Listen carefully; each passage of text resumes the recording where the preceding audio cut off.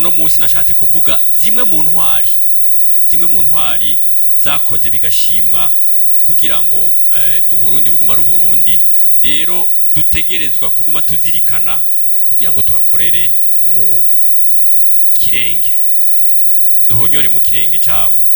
Aho ngoma ndababwire intwari ikomeye mu Burundi tudakunze. Jenize kahise sindagaheza muga kuva niga namwe bwe mwarakize mu myaka y'amashuri mato mato canke yisumbuye, nta na hamwe twigeze twiga umuntu yitwa Bihome.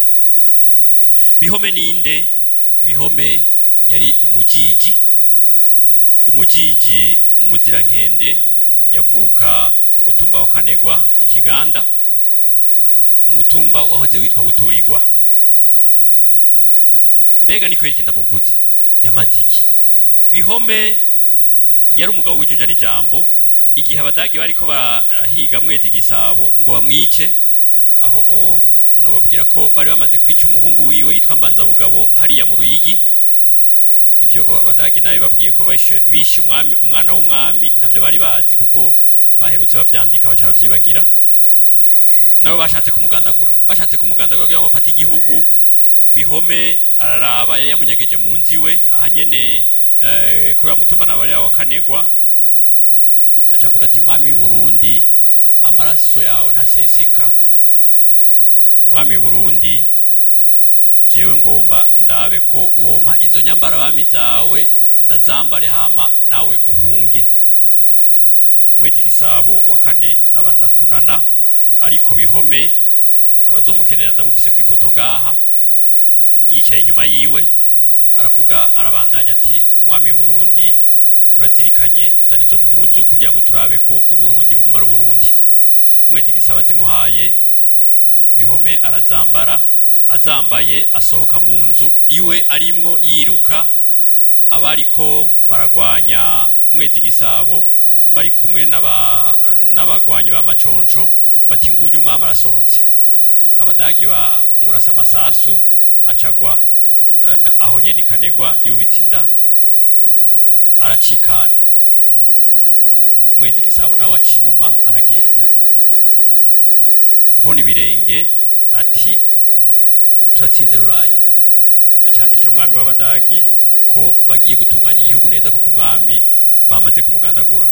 Haciye imisi bumva ingoma, bumva Rukinzo burya yari imeze nk'idarapo y'u Burundi, kuko Rukinzo yavuga umwami atanguye akazi, Rukinzo ikavuga umwami arangije akazi.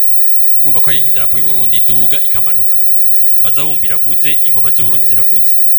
Bigenda gute ko ingoma z'u Burundi zivuga umwami yashengeye yatanze?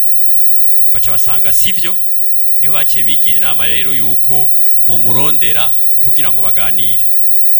Baramurondeye araza, kubera abazungu baba padiri baba hariya Imugera, aje baraganirira hariya Ikiganda, ariko ntikwabaye kuganira, bamuciriye urubanza.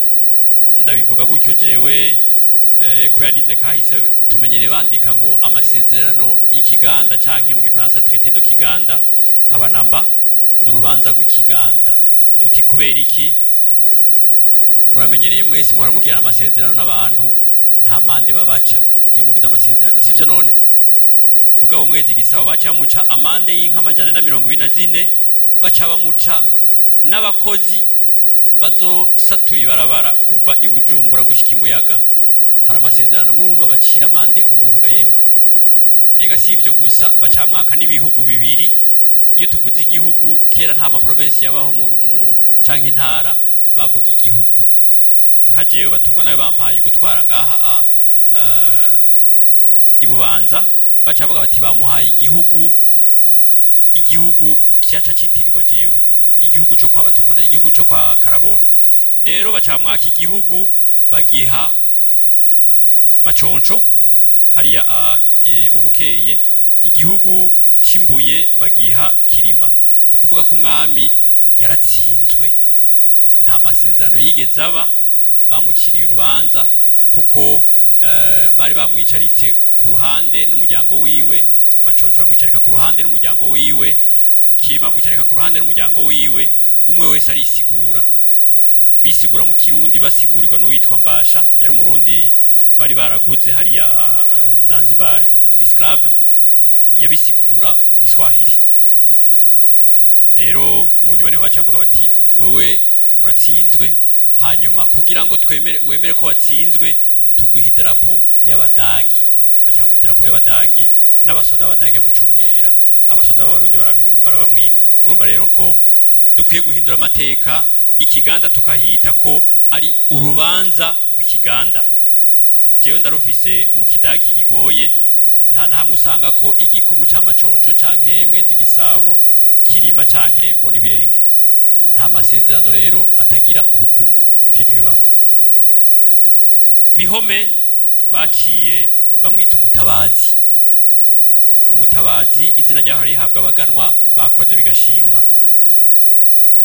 Umuryango wiwe Mwezi Gisabo acawugira ko ari umuryango uhezagiye, kizira kutunga urutoki, kuko uzo utunga urutoki azokwangazwa. Uwo muntu Bihome yagandaguwe ku itariki 10 z'ukwa gatanu, ni kuvuga hirya yeje mu imyaka azoba kwije agandaguwe, tuzomwibuke itariki 10 z'ukwa gatanu mwaka w'1903. Azoba amaze imyaka 121 bamugandaguye. Itariki 10 z'ukwa gatanu 1903 niho bamugandagura inyuma y'umuhingamo. Tuzoba turi Kiganda, murakoze cyane nzovyibuka. Rero mu nyuma yaho mwumva ko Bihome yiguze umwami kugira ngo umwami, igihugu kitagira umwami kirapfa. Mwibuke ibyabaye 1903 iyo batagandagura umukuru w'igihugu Ndadaye. Jewe ndizera neza ko inganda z'abantu zitari kugandagurika. Iyo turonka Bihome mu 1993, ubwicanyi bwabaye ntibwari kuba, sivyo ga yemwe? Tugwize ba Bihome rero bigure indongozi zacu, Uburundi bube mu mahoro.